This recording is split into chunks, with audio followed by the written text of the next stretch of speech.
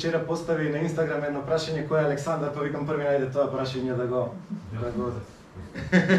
Ако супер легитимно прашање, кој е Александар, ме знаат, можеби повеќе во црквите и вака и Скопје и Македонија ме знаат како Колумбо, ама тоа е само еден надимак. Инаку кој е Александар? Александар е 42 години, татко на прекрасна сопруга, татко на прекрасна.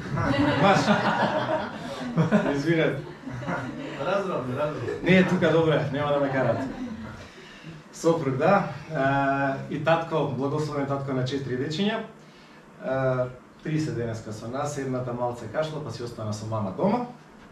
Инаку Божјо дете, следбеник на Исус Христос, човек кој што сака верно да служи, кој што по милоста Божја веќе 20 на години чекорам по патот и се надевам дека сите тие искуства животни пред да го запознавам Христос и сега од кога го познавам Христос и кога напредувам со Него секојдневно,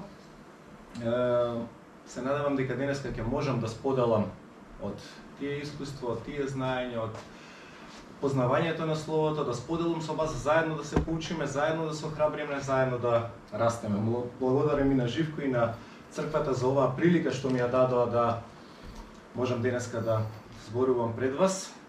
Простете на сите грешки, простете на непочитување, можеби на некој ред што го има тука, ќе се потрудам од она што Господ ми го ставил на срце да споделам со вас и се надевам дека ќе биде за доброто на сите.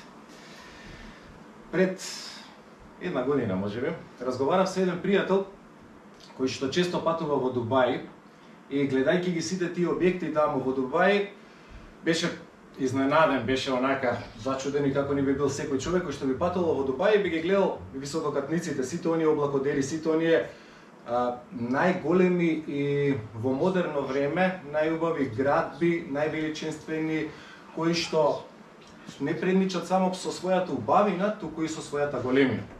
Сигурно се надевам, можеби некој од вас бил таму, можеби некој гледал слики, но знаете што представува Дубај во, ајде една да ја кажеме архитектонска смисла, како е тој град изграден и каква се архитектура има, која што ретко кога ќе го остават, човек ќе го остават да не се зачуди на тоа. И сега спорнавме малце за некои работи, ама мене како една паралела ми се провлече еден стих кој што една поука од Исус Христос запишана во Матеј во 7-та глава. Јас ќе ви ја прочитам, ако имате Библија, ако сакате можете да си видите, чисто за да си следите сами. И така секој што ги слуша и ги исполнува овие мои зборови, ќе го споредам со мудар човек кој си изградил куќа на камен. И заврна дожд, и надојдоа реки, и дугнаа ветрови и навалија на таа куќа. Но таа не падна, зашто беше изградена на камен. А секој што ги слуша овие мои зборови и не ги исполнува, прилега на глупав човек, кој си изградил куќа на песок. И заврна дожд, и надојдоа реки, и дугнаа ветрови, и навалија на таа куќа. И таа падна, а паѓањето и беше страшно. Секој што ја прочитал Библијата, мислам дека ваков стих не може да не запамти или да не му остане во глава. Сигурно може би сте слушали повеќе проповеди на ова. И сега, јас малце од еден свој аспект, своја перспектива, не ви кажав во представувањето дека јас сум инаку по професија градежен инженер. 20 години веќе како учев, студирав, завршив, дипломирав и работам градежништво. И доста имам изградено и така да градбите во Дубај и тие згради со овој стих како ги поврзувам и како јас ги разбирам, па тоа ќе го споделам денеска со вас, бидејќи тоа искуство го имам. Ајде малце едно испрашување од Библијата. Што кажува Библијата, што бил Исус по професија? Со што се занимавал пред да почне со службата? Дрводелец, ама некој каже и занаетлија. Еве вака, што прават дрводелците, ајде да се разбереме, дали знаеме.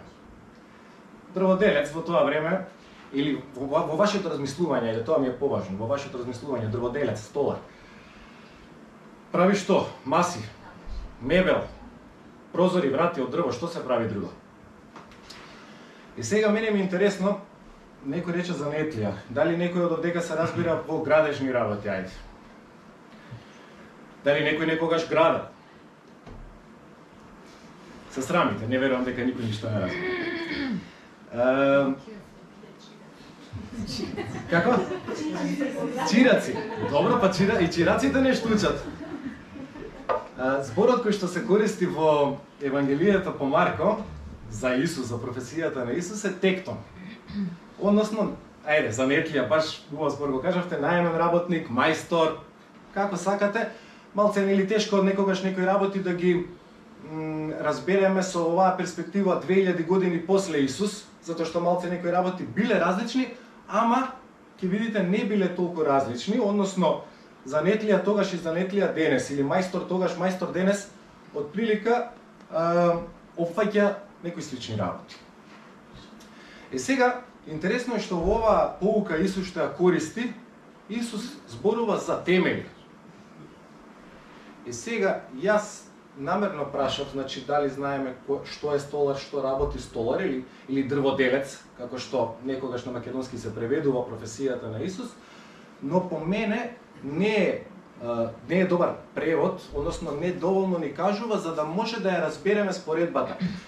Исус ни дава поука за што ќе се случи ако имаме еден тип на темел, што ќе се случи ако имаме друг тип на темел. Јас верувам кој столар сакате најдете го денеска, прашајте го, или дрводелец, ако знае да ви каже за темели, јас ќе скинам дипломата еве. Ќе речам дека знаат другите луѓе повеќе. Ајде вака сега, малце една основна лекција или основни лекции, многу важни за да разбереме споредбата, основни лекции по градежништво. Еве, ако проповедата можеби нема многу да научите некои работи, ама за градежништво малце ќе научите денес. Што се три основни, што се три главни цели на еден градежен објект, на еден објект, ајде да кажем. Треба да биде стабилен или издржлив и со тоа да биде безбеден за користење. Еве, земете оваа зграда. Ако не е безбедна, немаше да се собираме тука, ќе речевме ајде надвор. Функционален. Односно да исполнува намената за која што е изграден. Џабе објект, ако не може да се користи. Дали за луѓе, дали за некоја дејност. Долго траен, да има животен век. Односно, некој го планирал, го изградил, вложил пари, треба да има некаков век. Друго, објекти да се градат на одредена локација. На секоја локација постојат одредени, ајде да ги кажеме, климатско-географски, геолошки, сеизмички и уште други услови. Нема да навлегувам, значи многу, не се плашите. Не сте дошли на част градежништво. И во зависност од сите тие услови, објектот е подложен на разни влијанија, разни надворешни и внатрешни влијанија. Ветер, снег, земјотреси, поплави, сите тие во градежништвото ги викаме влијанија или сили. И сега, јас не побарав да се вртат слайдовите, ама сега за сликите, не знам дали ги имаме кеви. Првата слика е ова што сакав да го представам и да го спомнам за Дубај. Ова, мислам дека нема човек што не ја видел оваа слика во Дубај. Ова е Бурџ Ал Араб се вика, хотел 7 звездици, гледате изгледане дури во море. Се околу него песок. Да видам само што ми беше втората слика, дали можеме да одиме, мислам дека можеме на втората слика да одиме.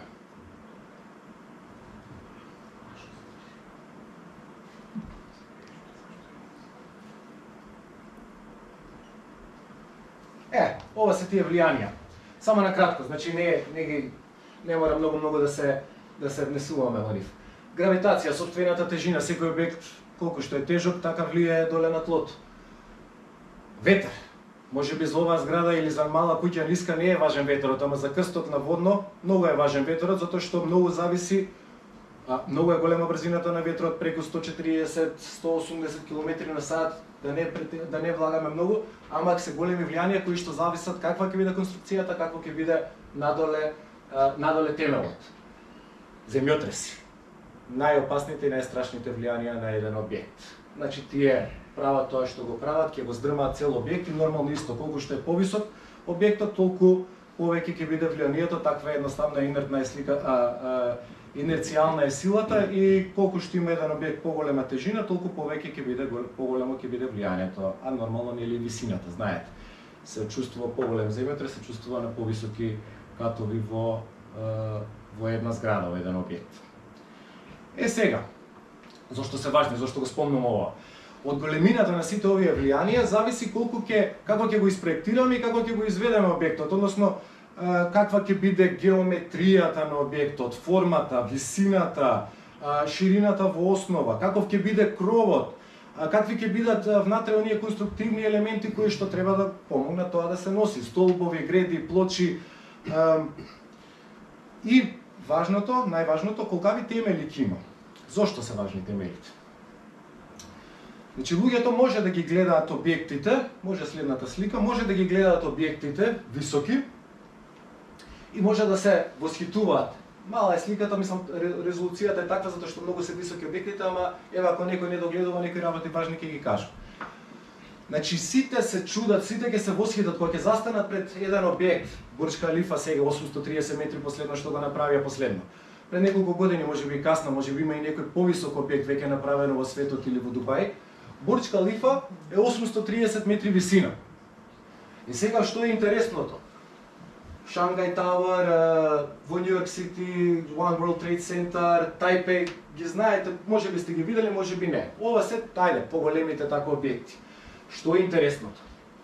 Ние ќе застанеме, ќе гледаме и ќе се восхитуваме на видливиот дел од објектот. 830 метри. Но инженерскиот дел или оваа зграда, за да може да се дигне толку високо, многу е важно колку е длабоко доле и каков е темелот доле. Значи, гледајте, што е многу интересно, нели? Зависи какво е тлото доле, не навладам сега во некои детали, но колку послабо тло, толку подлабоко. Еден објект од 500 метри, 80 метри длабоко мора да се втемели. 830 метри во Дубај, 50 метри мора да одат надоле темелите. Зошто го зборувам ова? Не сакам да ве давам и да ви давам предавање за градежништво, ама од објектот како работи еден градежен објект, с целата тежина, сите влијанија, се што ќе прими горе, за да остане она што рековме стабилен и издржлив, мора да пренесе надоле на тлото и на она каде што стои. Така работи, значи ние имаме нели оној закон на акција на реакција, односно на усогласување на сили. Ако имаме некој влијание од надвор, треба со контрасила, или ако имаме влијанија, ние со контра од она што е темел, така се даваме отпор или правиме за нешто да стои, а од друга страна имаме некој влијание од надвор кое што прави да се преврти или да ја изгуби, значи таа стабилност што ја има.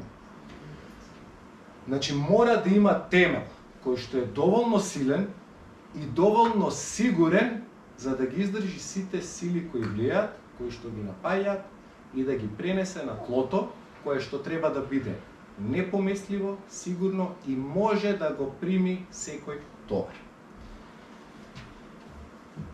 Сега имаме една интересна слика 4. Дали го знаете овој објект? Сите сте слушнале, може би сте го видели. А што е момент, извини? Момент? Да. Момент е Од стратешки аспект. само сила која што влијае на одредено растојание. Да, просто е точно. Можеше нула да каже, како си добра. Сега јас предавам сега, не полагам. Инаку овие работи ако влагаме Интересно ми е, супер. интересни се, мислам кој сака можеме понатака и дискусијата и после проповедта да продолжиме со подлабоки поинтересни работи. Што е интересното за овој објект? Што покажува овој објект? Дали овој објект е стабилен, дали овој објект е стои како што е изграден или треба или бил испланиран да стои? Значи крива. Кривата кула во Пиза. Нема добар темел, односно тлото е проблем. Темелот и од едната страна на објектот и од другата страна на објектот темелот е ист. Значи исто го направиле. Ама што е проблемот? Тлото кое што е доле.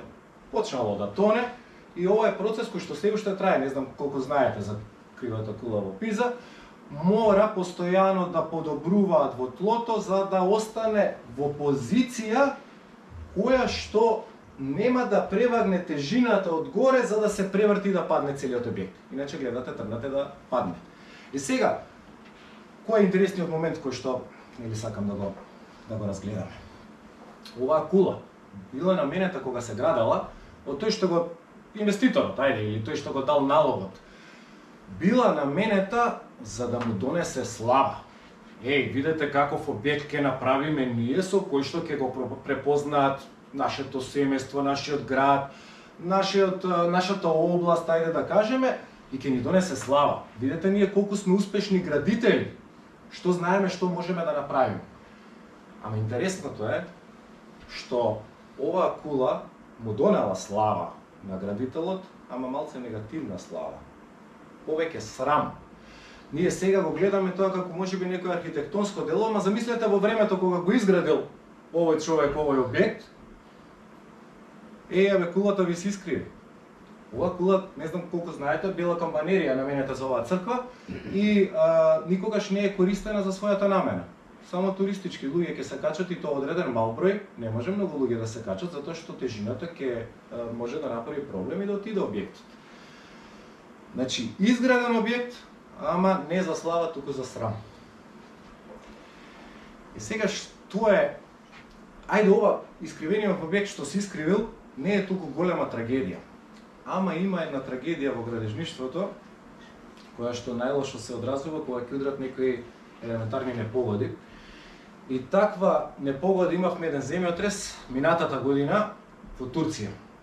Може би уште се сеќавате, не знам колку ви останале тие слики што беа тогаш што одеа тие работи. 6 февруари се случи земјотресот.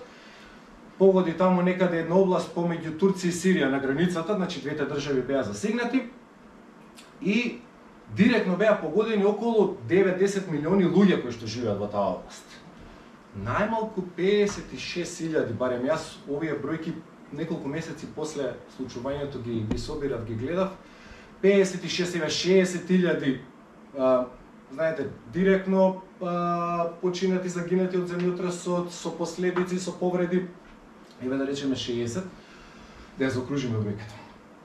Повеќе од 3 милиони раселени луѓе. Луѓе кои што целосно ги напуштиле своите домови, немаат веќе каде да се вратат, немаат свој дом. 230.000 погодени згради, од кои 10.500 целосно срушени. За санирање и за изградба, на повторна изградба на домови, на куќи, на станови, на згради, потребни беа, тогаш проценките беа 35 милиарди евра. Значи, многу сериозни бројки. Што друго се наруши? Се наруши образование за 4 милиони деца. Финансиски пад на производство, рачунете, разрушени фабрики, разрушена продажба, разрушена инфраструктура, повеќе од 1 милион луѓе со потреба за грижа за менталното здравје, а во целата област само имаше тогаш бројки дека само 24 психолози работат во област. Значи може да замислите со сите тие трауми на раселување, на губење блиски, на губење на работа, на сите работи кои што повлијаја тогаш, што се случи, колку се раздрма животите на луѓето.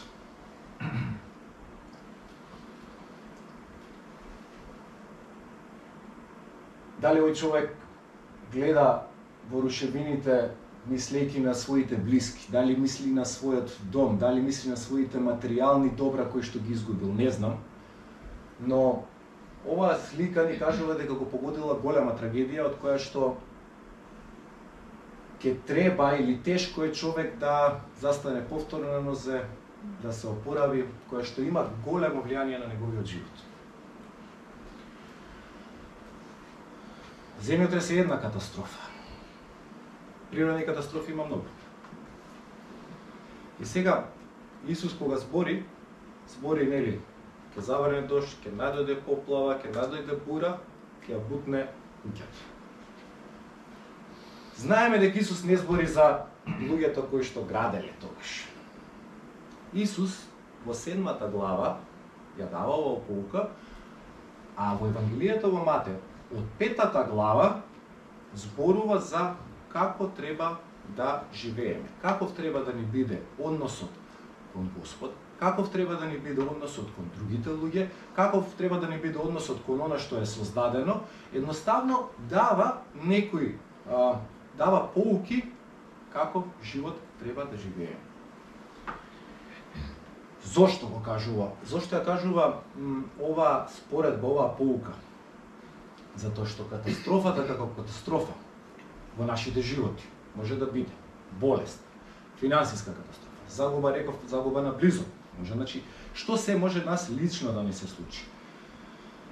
И може да му се случи секом. Никој од нас не е имун на катастрофа, никој од нас не е имун на незгоди. Може да се случи на добар човек, на лош човек, на богат човек, на сиромав човек, на некој што е славен, на некој што е непознат, на некој што е моќен, политичар, на хигиеничар, на верен и на неверен. Значи, никој не е имун на несреќи во животот. Други незгодни карактеристики кои се на несреќите може да се случат во секое време. Не можеме да ги предвидиме. Не знаеме. Сетете се на било кое некое случување непријатно, ајде нема да го кажам несреќа, но не сетете се на некое случување во вашите животи. Дали знаете дека ќе дојде? За некој може би да, сте имале најава, сте имале време да се подготвите.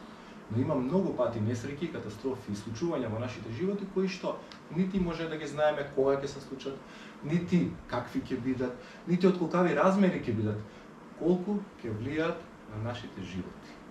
Колку ние ќе останеме исти по некои случувања во нашите животи. Што мислите во Турција кога се случи, во Сирија кога се случи земјотресот? Дали некој очекуваше таков исход?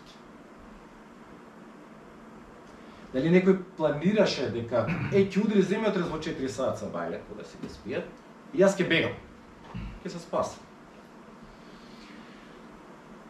Знаеме сите дека никој нити очекувал, нити бил спремен, нити па замислил дека може тогаш и така да се случи.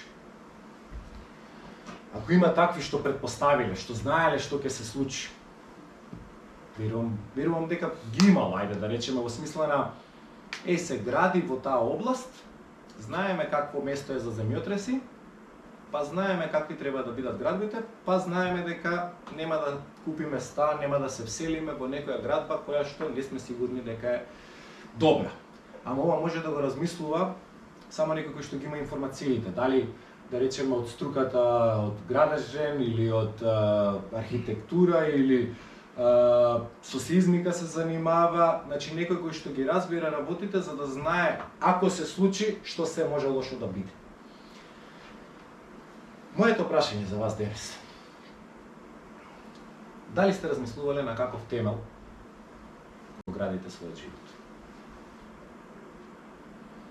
Ако удри некоја неволја, некоја криза, дали сте сигурни на темелот на кој што го градите вашиот живот, дали сте сигурни дека ќе издржи? Дали сте спремни? Што е интересно? Не ја ставив таа слика. Може да ја најдете на интернет. Во областа каде што имаше најголемо разорување на зградите, имаше два објекти на 200 метри растојание еден од друг, кои што на вестите, како? Останаа здрави. И сега, што мислите, дали е случајност тоа? Може би знаете за кои објекти, ако јас ќе кажам за сите, значи цела област разрушена, не може да најдам убава слика за да ви покажам. Цела област разрушена, рушевини, значи све срамнето со земја, два објекти не поместени без пукнатина на нив. Знаете какви беа, чиви беа тие објектите? Едниот беше на комората на градежни инженери, другиот беше на комората на архитекти. Дали е случајност? Двата објекти си беа изградени по сите критериуми и пракси потребни за да издржат тоа што се случи. Значи, без помина, без гремнатина, без пукнатина. Значи, гледате ги сликите, ке се чудите, ги има све уште сликите. Дали е случајност? Воопшто не е. Значи, тоа све било предвидено и плански направено. Па добро, зошто тогаш се срушија сите објекти околу? Заради непочитување на правилата на изградба, односно, никој не се грижал за безбедноста, сигурноста на објектот, дека тие објекти ќе издржат кога ќе удри земјотрес. Се градел. Приоритет било што? Заработувачката, парите. Побрзо да изградиме, ние ќе изградиме многу убави згради, ќе направиме, знаете какви фасади, становите, ќе ставиме лифтови, ќе ставиме, не знам, ајде сега малце, ќе може би сатирично и цинично ќе звучам, ќе ставиме најскап туш, ќе ставиме умивалник, ќе ви ставиме плочки најубави. Во ред. Сето тоа е фасада, сето тоа е шминка, сето тоа е нешто кое што кога ќе удри земјотрес, ама апсолутно никаква врска нема со стабилноста на објектот. Ајде сега да се вратиме на споредбата на Исус, да влеземе малце подлабоко. Сега ви дадов една широка слика. Ќе ви кажам со што може да се спореди човек што доаѓа кај мене, за да ги слуша и извршува моите зборови. Значи човек кој што ќе изгради куќата на темели врз камена подлога и куќата ќе опстои, и човек кој што ќе изгради куќата врз земја или врз песок, некој го преводи како го вика, или без темели, некој преводи исто знаат е напишано. Или ова е во Лука сега читам, значи од Евангелие до Евангелие малце се разликуваат, затоа го читам и ова, за повеќе да разбереме. И нели кога ќе навали на времето, да падне куќата и тоа да падне, ова е многу интересно, со стравотен тресок. Која е разликата помеѓу двајцата луѓе? Како почнува Исус? Да ја споредам, вика што? Да споредам човек што дојде кај мене, за да ги слуша и извршува моите зборови. Еве разликата помеѓу двајцата градители. Да ги слуша и извршува моите зборови. Кажав, ова е во Матеј во 7-та глава. Од 5-та до 7-та глава се наоѓаат поуките од Исус за како да се живее животот. Тоа се неговите зборови.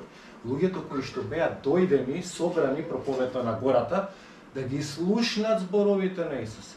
И многумина кои што беа таму, Исус уште одма ги подели на тие што ќе ги слушнат зборовите и ќе ги извршат, и тие кои што ќе ги слушнат и нема да ги извршат.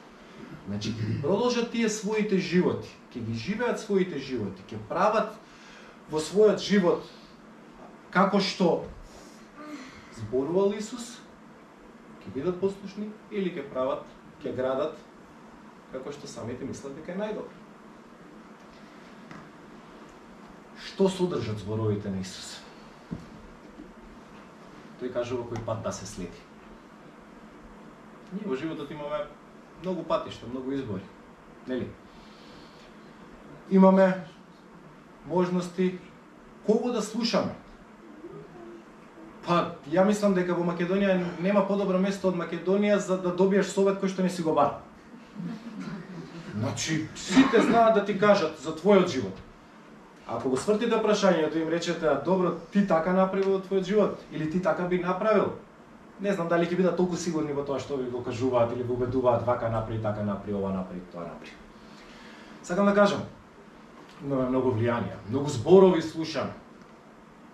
Кои ги исполнуваме? По кои зборови живееме? По кои упатства?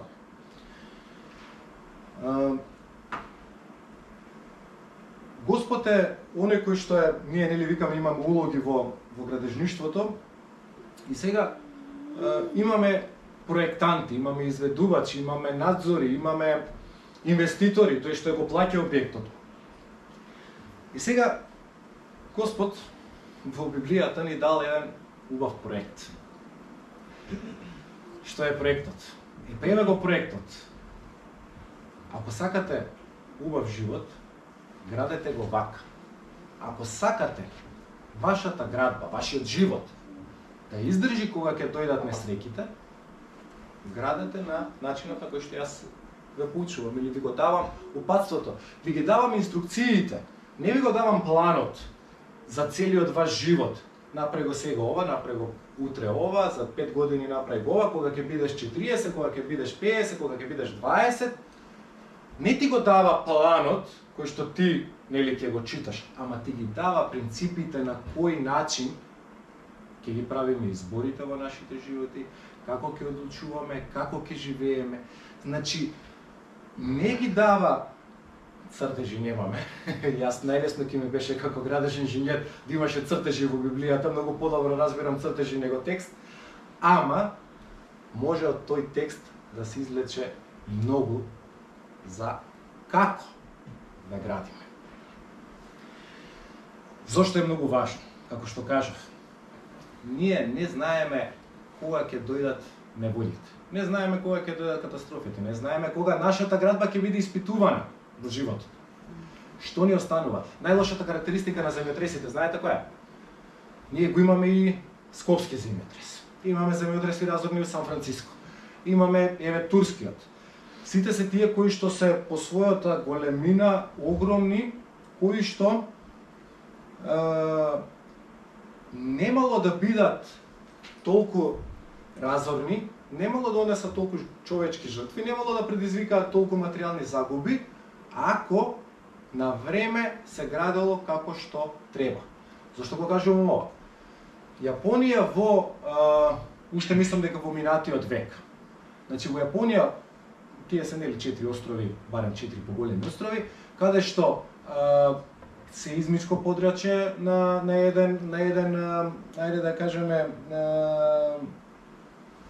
во Пацификот, значи еден расет, сеизмички расет, каде што се случуваат такви тектонски поместувања и во Јапонија многу често удираат нели земјотреси. И во Јапонија се претрпувале многу големи штети со времето, пред се заради разорноста на земјотресите, но ако гледате сега, кога ќе удри земјотрес во Јапонија, дали сте слушнале дали има жртви таму? Таму веќе не будат жртви. Таму може да се случи некој објект, нешто да се замиша, да пукне, да направи, ама да падне објект. Во Јапонија веќе нема такво нешто. Зошто? Затоа што луѓето свесни дека не можат временски да предвидат кога ќе се случи земјотрес. Ајде сега сите, за 5 минути ќе има земјотрес, ајде излеземе. Не постои нешто такво кај земјотресот. Земјотресот е ненајавена појава. Исто и несреќите во нашите животи се ненајавена појава. Затоа ние треба навремено да ги спречиме последиците, да бидеме спремни за тоа што може да се случи. Зошто јачината, што е најинтересно, кога зборев, имаше еден предавач минатата година баш од Турција, од областа, имаше еден предавач на градежен факултет и рече не можеме да се справиме со земјотресите, иако често ги имаме во Турција, не можеме да се справиме со земјотресите со тоа што ние ќе ги прогнозираме каков ќе биде нивниот вид, во која смисла, или нивната сила. Земјотрес кога удира може да удири, ако е блиску под тлото каде што сме, може да удири одоздола, може да удири на 50 км, ама толку да биде силината и да биде сосема е поинаку префрлувањето, пренесувањето на силата одоздола и странично. И што вика предавачот, беше доста искусен човек и рече вака: бидејќи нас ништо не ни помага, сите земјотреси да ги земеме во предвид. Еве, и го спомни он, и Скопски, и Сан Франциско, и сите големи познати земјотреси, Мексико, Турција, различни се. Различни се во интензитетот, различни се во начинот на кој што влијаат, има големи разлики. Значи не можеш ни времето, не можеш ни јачината, не можеш начинот на кој што влијае. Што можеме? Можеме да направиме градби кои што ќе бидат отпорни. можеме да изградиме животи кои што ќе бидат отпорни.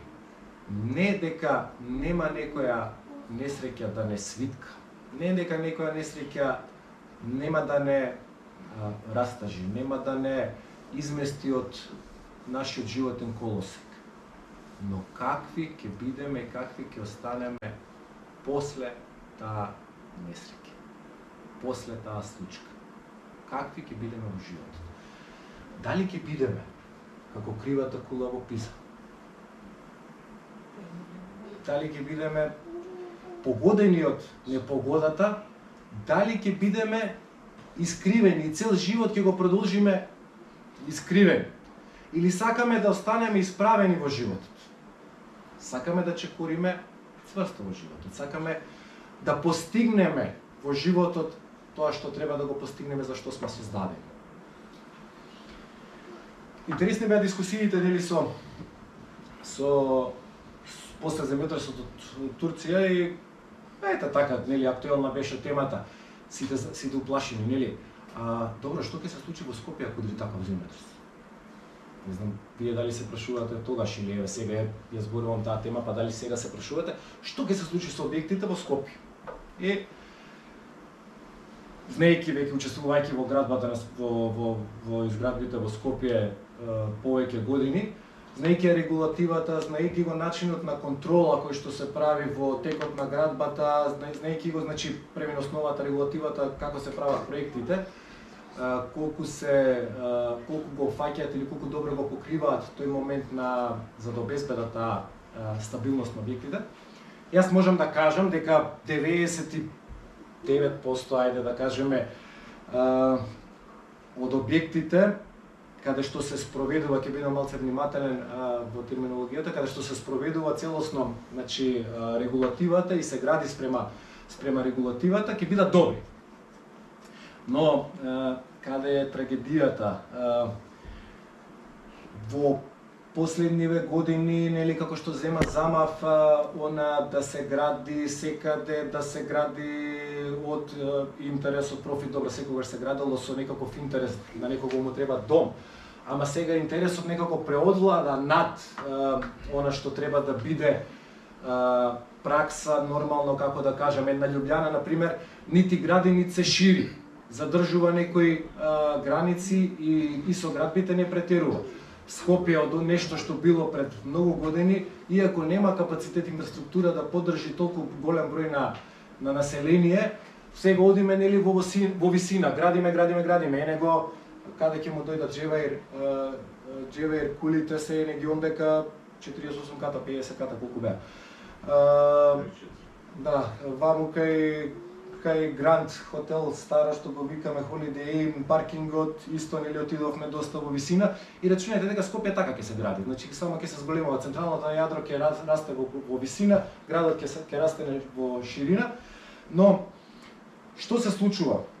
Имав неколку примери кои што малце негативни, морам да ги спомнам, од другата страна на Вардар, каде што регулативата, односно контролата и спроведувањето на законските прописи не се почитува, па наместо зграда која што добила дозвола за градење за 7 ката, одобрение гради 10, 11, 12 ката. Потфрлил бетонот внатре во градбата на објектот.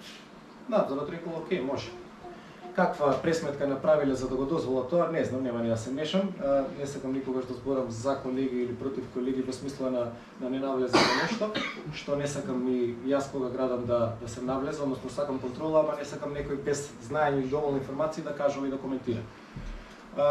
Јас имав еден интересен случај. Пред 2 години во Велес градевме една зграда и што ни се случи? Ни потврди таа марка на бетон во темелите.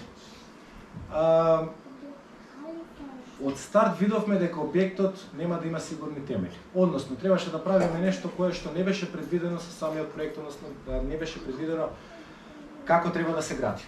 И во самиот начин на градба. Што направивме ние? Ги срушивме целосно темелите и го почнавме објектот од ново. Да бидам искрен, значи, јас го направив тоа на нашиот објект, како водач на проектот, како проект менаџер, како главен инженер. И многу луѓе ми дојдоа и ми се чудеа, абе како можеше да го рушиш и зошто го рушиш. И сега што е важното? Мојот одговор беше јас сакам навечер мирно да спијам. Кога ќе удри земјотрес сакам мирно да спијам. Ако удри земјотрес, еве вечерва, јас сум легнал да спијам. Мене првата мисла ќе ми биде дали остана зградата, дали стои во Велес што изградивме, каде што 50 стана по четворица, 200 луѓе треба да живеат таму. Ајде, грубо кажам. И сега јас треба да живеам цел живот со таа мисла како сум изградил таа зграда. Дали сум изградил безбедно или знаејќи дека не сум изградил добро, сум дозволил и не сум направил тоа што можам за да спречам утреден несреќа. Ги зборувам овие работи повеќе, значи, од своето искуство, од своето видување и од своето размислување на оваа тема. Но исто како Исус, зборувајќи можеби за градежништво, зборувам за нашите животи, постојано. Значи, можеби нема да се сруши објектот, еве, ама ќе се искриви, нема да биде употреблив. Ние нема да бидеме употребливи. Знаете тоа, сте виделе доста луѓе околу вас кои што доживееле несреќи и никогаш не се вратиле како што некогаш биле. И кои се предупредувањата во Библијата кои што можеме да ги искористиме, да ги употребиме за нашите животи? Играњето со гревот, дозволувањето да гревот има улога и влијание во нашите животи. Замислете една вода, која што ева околу објектов и оставиме ние да си понира. И водата полека низ земјата, низ слабите места, си го наоѓа својот простор за каде да си помине. Како што си поминува водата, близу до темелите, полека таа си подрушува, си ја руши земјата, си го руши тлото кое што е доле. Вода, знаете, носи. Таа секогаш си го наоѓа патот. Ги подрушува овие темели. Таа вода е исто како гревот во нашиот живот. Некојаш ќе речеме, бе, тоа е мало гревче. Не може да направи штета. Ама оставете го гревчето како малата вода. Оставете го долго време да влијае во вашиот живот. Ке си подкопува, ке си подронува, ке си работи. И сега што е проблемот? Објектот ќе си стои додека е стабилно. Нема ништо да осетиме. Водава ќе си биде додека е стабилно. Ама кога ќе удри земјотресот, кога нема да има тло каде што ќе се пренесе тежината, објектот дали ќе се преврти, дали ќе падне надоле, ќе се сруши, може да има голема катастрофа. Така значи со нашите животи. Ако си играме со гревот, ако си играме со некои влијанија кои што знаеме дека не се добри, кои што не се за нашите животи, самите сме свесни како си го градиме животот и како ќе биде дали нашиот објект ќе стои кога ќе удри несреќа.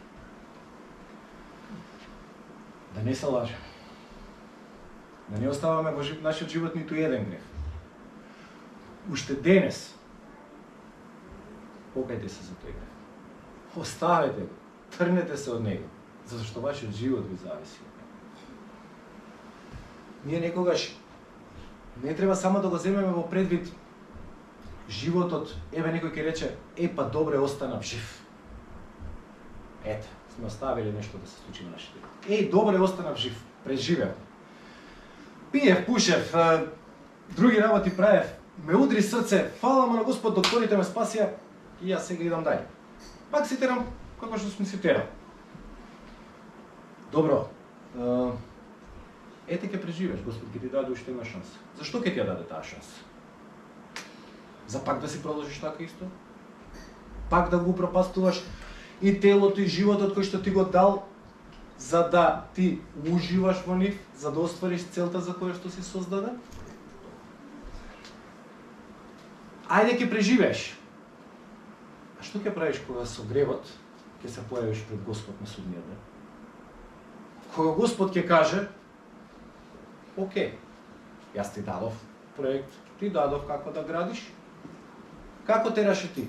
Што си ми дошол сега целиот искривен? Што правиме сега? Јас ти дадов во проектот, ти кажав кој е темелот на тој што треба да градиш. Јас го дадов, мојот син, Исус Христос, за ваш спасител. За оној камен темелник, кој што врз себе ќе ги преземе сите ваши гревови, целиот товар го зема на себе и безбедно ми го предава мене како сигурно и непоместливо тло. Исус Христос на неколку места е наречен камен темелник. Тој камен темелник во тогашната свест на израелците представувал каменот кој што се ставал во основата. Или ќе видите на друго место, камен темелник, некој кој што спојува два ѕида, клучен камен. Камен на кој што дури стои името на градбата, времето кога што се гради. Најважниот елемент во една градба. Нема друг камен темелник на кој што може да ги изградиме нашите животи, кој што има друго име, освен Исус Христос. Господ го поставува него, го одбира него во својот проект, како ќе се гради животот на човекот кој што треба да се врати повторно кај Господ, да се врати, да се оттрне од својот грев и да го почне наново да го гради својот живот, отфрлајќи го гревот, предавајќи го на Исус Христос, кој што може да го земе и да го пренесе на тоа сигурно тло.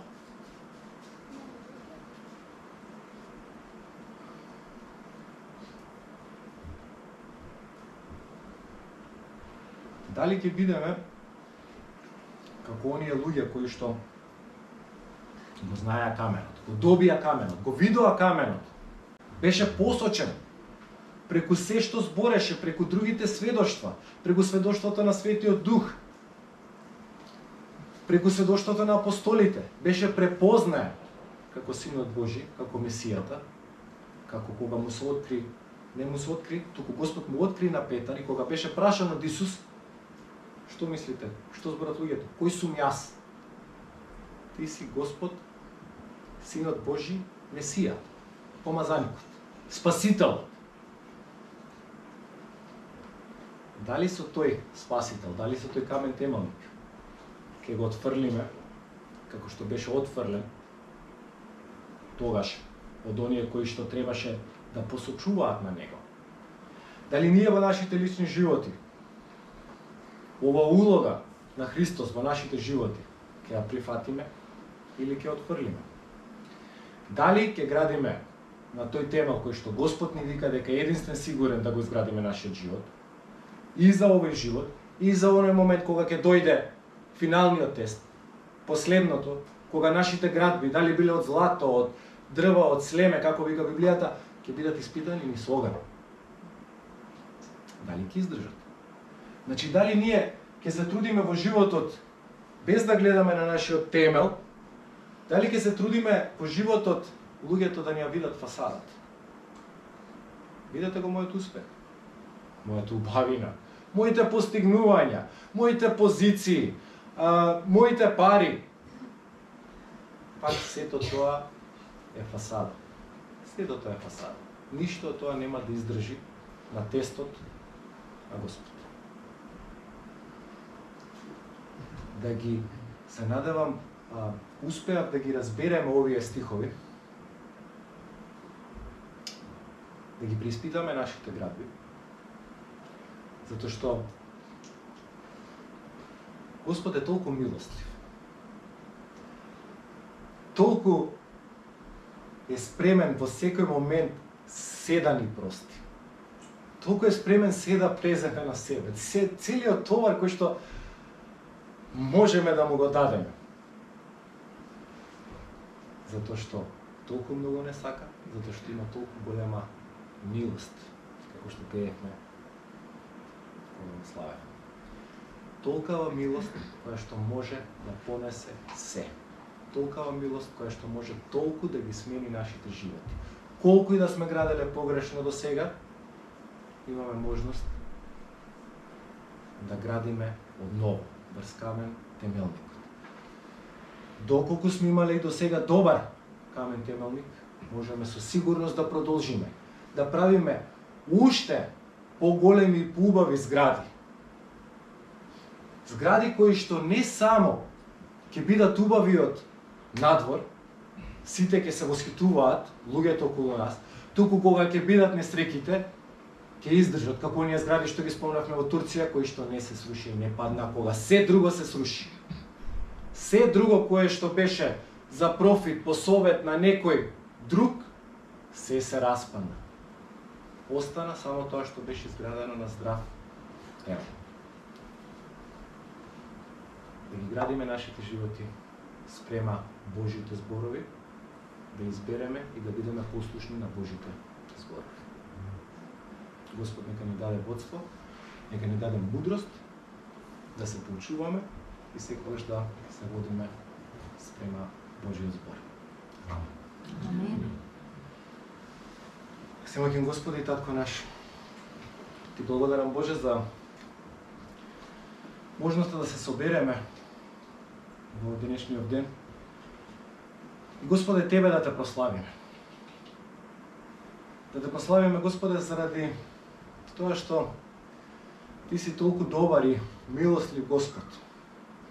На сите наши промашувања, на сите наши глупости, на сите наши грешки, Ти, Господе, да ни дадеш нова шанса. Ти, Господе, да се насмевнеш и да ни простиш. Ти, Господе, да се грижиш за нас како на Твои деца кои што не се свесни, не знаат се. Ти, Господе, да им откриеш преку Твојот збор, преку откровението кое што ни го дава Твојот дух, преку Твоето водство, Господе, кое што го имаме со се што си дал за нас и се што си направил за нас. Те молиме да ни даваш повеќе од Твоето откровение, од Твојата мудрост, од Твоето водство. Да знаеме како да ги живееме нашите животи, како да ги градиме, Господе, нашите животи. Да ги поставиме на цврстиот темел кој што Ти си ни го дал, Твојот Син и Спасител Исус Христос. Да се подпреме на Него и да предадеме, Господе, се во нашите животи.